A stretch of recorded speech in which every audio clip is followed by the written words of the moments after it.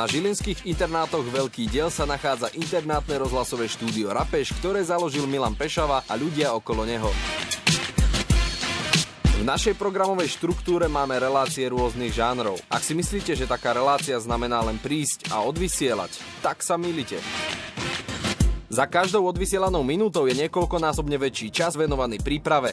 My si teraz predstavíme jednu zo zložitejších a časovo náročnejších relácií. Relácia 10 plus nám každý týždeň predstavila ľudí z vysokoškolského prostredia. Tak ako každá relácia, aj 10 plus má svoju upútavku a zvučku, ktoré sa zrealizovali v našom nahrávacom štúdiu, alebo ako my hovoríme v peťke. Vďaka kvalitnej technike a dobrým nápadom sa nám to podarilo presne tak, ako sme chceli. Upútavku nahovoril, zostrihal aj zmastroval Emil.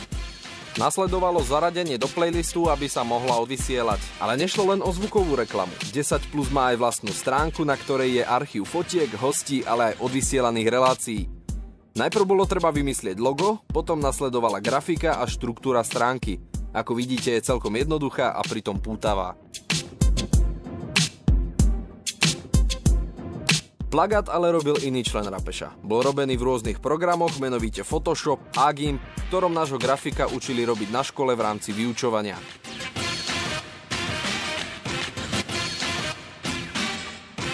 Najdôležitejšie bolo vymyslieť 10 univerzálnych otázok tak, aby na ne mohol odpovedať každý. Keď už bolo všetko pripravené, mohli sme začať zháňať hostí buď telefónom alebo nejakou internetovou formou. Našťastie každý účinkujúci toto pozvanie rád prijal.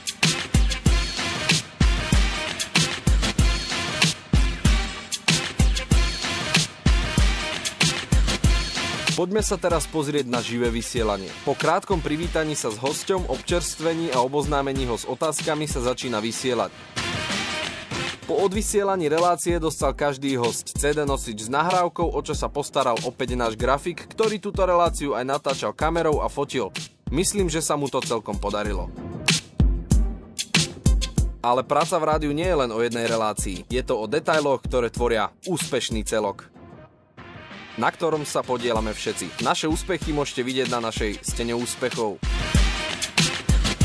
Predstavili sme si reláciu 10 plus od nápadu až po realizáciu. Nakoniec za celý Rapeš ďakujeme poslucháčom, ale aj vedeniu Žilinskej univerzity. Do počutia a dovidenia.